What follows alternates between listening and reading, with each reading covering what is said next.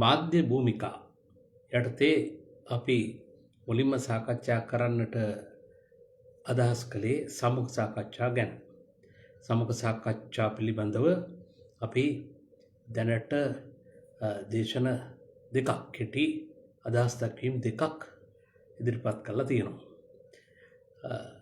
මේ අදහස් දක්වීම ඇසුරෙන් ඉරෝසා චමින්දි මාධ්‍යවේදිනියක් විද්‍යුත් මාධ්‍යයේ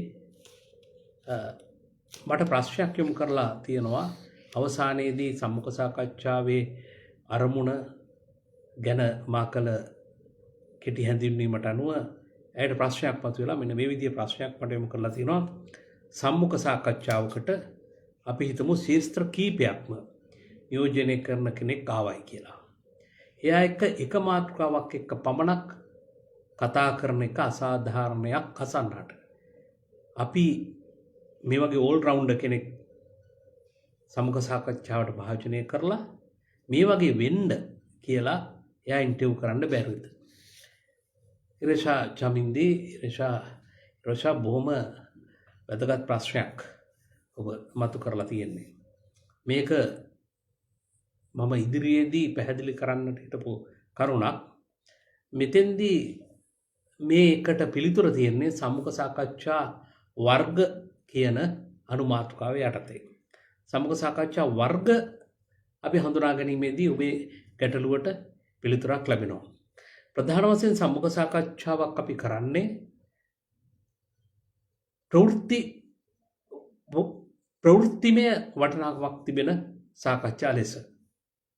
ප්‍රවෘත්ති සම්මුඛ සාකච්ඡා තොරතුරු ඒකරාශී කර ගැනීම සඳහා තමයි අපි ඒ සම්මුඛ සාකච්ඡා පවත්වන්නේ. ඉතින් ප්‍රවෘත්තියක් කියන්නේ එක් දෙයක් එක් කරුණක් අපිට ප්‍රවෘත්තිමය වටිනාකමක් සහ ප්‍රවෘත්තියක් සඳහා තොරතුරු ඒකරාශී කරගන්නට නම් අපි මේ සම්මුඛ සාකච්ඡාව කළ යුත්තේ නිශ්චිත මාතෘකාවක.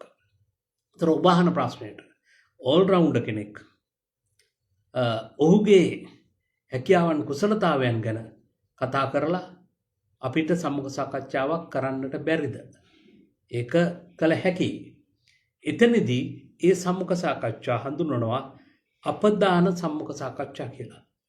අපදාන චරිතය කෙනෙකුගේ චරිතය ඉස්මතු කරන සම්මුඛ සාකච්ඡා.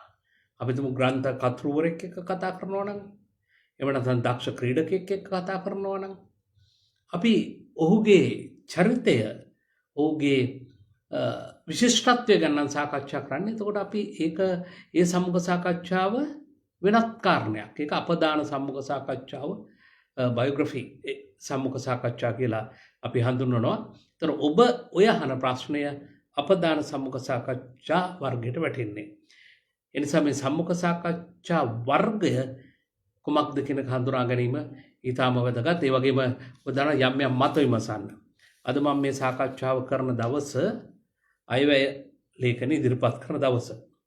අද අයවැය ලේඛනය පිළිබඳව ඔබ දකිනවා අයවැය විවර වෙච්චාම යම් මත විමසනවා. ඒ මත විමසුම අපි හිතමු පාරිදි කරනවා, ආයතනයක් කරනවා. ඒ වගේ මත විමසුමක් කරන සම්මුඛ සාකච්ඡා මේවා මේ බ්ලයින්ඩ් ඉන්ටර්විව්ස් කියලා කියන්නේ. මොකද අපි සමහර නම ගම අහන්නෙත් නැහැ. අපි මයික්‍රොෆෝනේ අරගෙන අපි අහනවා අද අයවැය ගැන ඔබට මොකද හිතෙන්නේ? ඒ අදහස දක්වන පුද්ගලයා ප්‍රසිද්ධ පුද්ගලෙක් වෙන්න පුළුවන්, අප්‍රසිද්ධ පුද්ගලෙක් වෙන්න පුළුවන්, පාරේ ඉන්න කෙනෙක් වෙන්න පුළුවන්. අපි මෙන්න මේ වගේ ඉන්ටර්විව්ස් වලට මේක කියනවා වොක්ස් පොප් කියලා. මේක ලතින් වචනයක්, voice of people.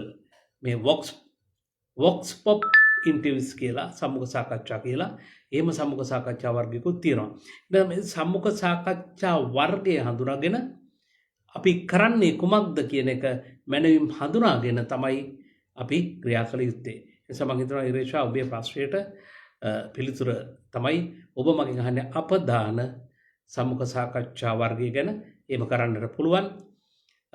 මා නිර්වචනයේ ඉදිරිපත් කරලා කිව්වේ අපි ප්‍රධාන වශයෙන්ම සම්මුඛ සාකච්ඡාවක් කරන්නේ ප්‍රවෘත්ති වටිනාකමක් සඳහායි. ප්‍රවෘත්ති සම්මුඛ සාකච්ඡා කරන්නේ එහිදී නිශ්චිත මාතෘකාවක් නිශ්චිතවම අපි ප්‍රශ්න කළ යුතු තියෙනවා.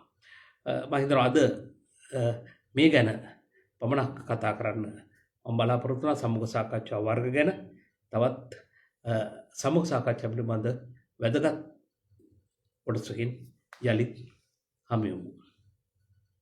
ඒක මම කැමති ඔබේ අදහස් යොමු කරනවා නම් ඔබට ගැටලු තියෙනවා නම් යොමු කරන්න. ඒ විදිහට මේ වැඩසටහන ඉදිරියට ගෙන යන්නට මම කැමති. ඒකම පසුගිය සාකච්ඡා ඔබට පුළුවන් මගේ YouTube channel එක ඔස්සේ යලිත් අසන්න, කියවා ගන්න, දකින්න.